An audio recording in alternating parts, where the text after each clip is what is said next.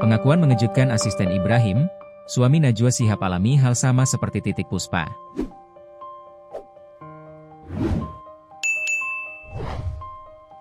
Pengakuan mengejutkan asisten Ibrahim Sjarif bin Hussein Ibrahim Assegaf, suami jurnalis senior Najwa Shihab, yang meninggal dunia.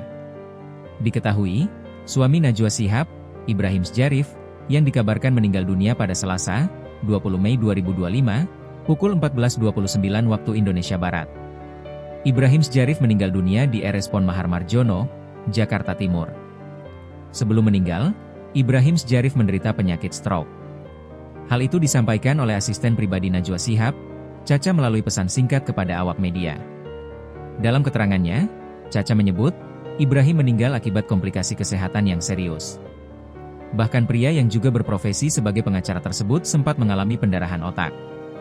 Pasca stroke, pendarahan di otak, ungkap Caca. Lalu mengapa pendarahan di otak bisa terjadi? Apa yang dialami suami Najwa Shihab persis serupa dengan penyebab meninggalnya penyanyi legendaris Titik Puspa. Artis legendaris ini menghembuskan napas terakhir pada usia 87 tahun. Ia mengalami pecah pembuluh darah di otak bagian kiri atau pendarahan otak, dan dilarikan ke RS Medistra Jakarta. Dokter spesialis Saraf Hasnim Fadli menuturkan, pendarahan otak paling sering disebabkan oleh hipertensi. Ia mengatakan, hipertensi atau tekanan darah tinggi dapat melemahkan dinding pembuluh darah termasuk pembuluh darah otak. Saat tekanan darah tidak terkendali maka berisiko terkena stroke pendarahan atau stroke hemoragik. Pendarahan otak bisa disebabkan banyak hal, paling sering hipertensi. Lainnya bisa karena kelainan pembuluh darah, cedera kepala, gangguan fungsi pembekuan darah, penyakit amiloid angiopati, penggunaan obat-obatan pengencer darah, tutur dia.